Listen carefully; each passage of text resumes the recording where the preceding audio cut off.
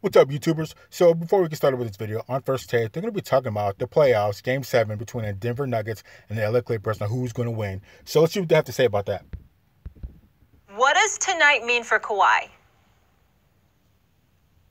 As far as I'm concerned, everything. It's a legacy game for him. Not if he wins, but if he loses. This would be very, very bad for Kawhi Leonard. Listen, he had 25 and 8 and 5 the last game, but he was a relatively modest 8 of 18 from the field. He had key turnovers. He missed shots he normally makes. They made mistakes he normally wouldn't in this game 6. And let me tell you something right now. With Denver being down 3-1 and playing the way that they played, coming back to tie this series 3-3. This is the time. I don't know if Kawhi Leonard has ever been under more pressure than he is tonight. Max calls him the cyborg, no emotion, etc., etc. Well, he better show up. He better show up, because if he doesn't, the basketball world is going to look at him significantly differently than we looked at him in the past. I'm not talking about winning.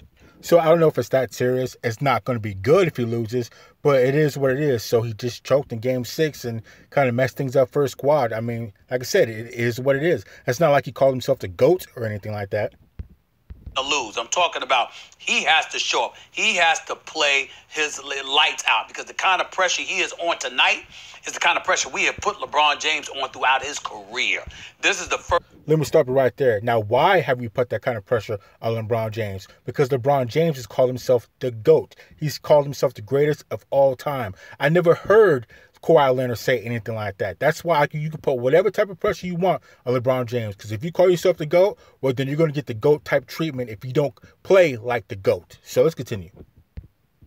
First time I can recall Kawhi Leonard being in this situation where all eyes are on him. Like, yo, bro, what you gonna do? You the one that left to Toronto, the world champion Toronto Raptors, to go to the Los Angeles Clippers. You're the one that insisted that you wanted Paul George as your teammate, who dropped 33, by the way, the last game. Hit all 11 of his free throws, 4-9 from three-point range, even though he shot just 9 of 21 from the field, but still dropped 33. But he did his part. The point is, if you Kawhi Leonard, where you at?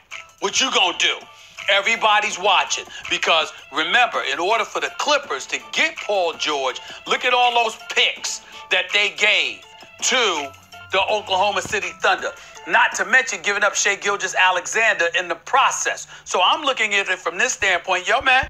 Yeah, but it was kind of worth it because they're at the semifinals right now. So I think this is the furthest the Clippers have ever gone in the playoffs in team history. So it is kind of worth whatever they traded for or whatever they got rid of for to have Kawhi Leonard, Paul George, and all the other guys be there, because they're as far as they've ever gotten, and they're knocking on going to the Western Conference Finals. So it was definitely worth it. And I don't think Kawhi Leonard's going to let it ride tonight where they lose. I think Kawhi Leonard's going to come through.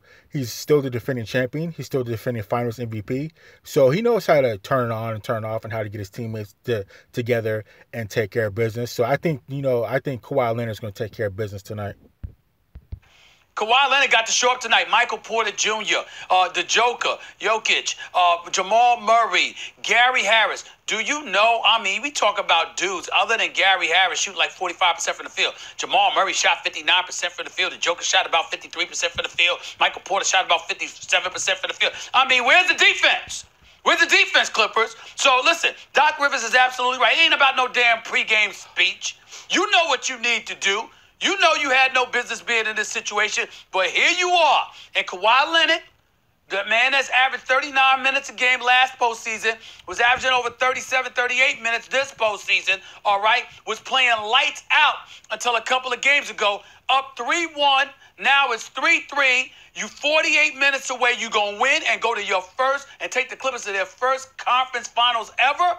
Or is this yet another time that the Clippers are going to fall short of making it to the conference finals? I can bring up Doc Rivers in the 7 years, but I love Doc Rivers. I think he's a great coach, but you got to get to the conference finals. I can bring up Paul George, but hell, he's been showing up. Kawhi Leonard, this last game, he didn't. He on the clock. We're all watching. This is a legacy game for Kawhi Leonard. Not if he wins, because we expect that, but if he loses and he doesn't play well, Max, everybody's going to be looking at him differently. And I, for one, am not going to be looking at him, Max. I'm going to be looking at you tomorrow morning. Oh, I'll be here. Ooh, that's kind of nasty right there. That's kind of nasty how the way you put that. I wasn't expecting that. But like I said, I think Kawhi Leonard's going to come through and Paul George. They're going to come through. They're probably going to need to get about 60 points combined between the both of them to go ahead and get this solid win. So they were winning in Game 5 and 6 by a high amount. And they just choked. They just fell apart. And Kawhi, as you know, Game 6, he just fell apart. Didn't play the type of typical game that he would when they'd win. So, but I don't think that's going to happen in Game 7. I think they're just, making the series more interesting for everybody else. I think they're going to come through, going to get the win, and then go to war with the Lakers. Bright and early tomorrow morning. If Kawhi don't show up tonight, I'm going to have an APB out on you from Twitter tonight, Max Kellerman, if Kawhi don't show up. Well, that's right, because this is very simple. The history of the NBA is this. Among teams who get to a Game 7, right? That means you're evenly matched. I don't want to hear about it. You get to a Game 7, you're evenly matched. The team with the best player wins, almost always. Almost always throughout the history of the NBA, especially the modern history, the team with the best player will win the Game 7. Kawhi Leonard is supposed to be, according to me, the best player in the world, so he must win Game 7. There's one out, Stephen A. There's one out. If the Nuggets were somehow to go on to not only beat the Clippers, but also the Lakers, then we'd have to revise what we say.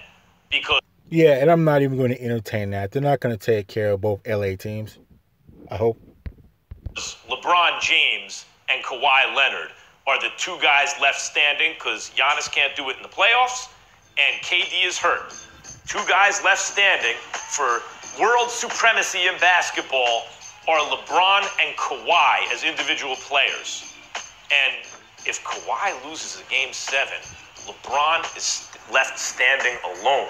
And he has either retained or regained his throne, depending on who you listen to. Because you might sit there and say, maybe rightfully, Max, you were always wrong. LeBron he never got anything taken from him. He was always the best. Maybe. But if the Nuggets go on to then beat the Lakers, now we have to have a different conversation. And this is a funky kind of year in the bubble. Weird things are happening. That said, that's in the future. Tonight, there's only one thing.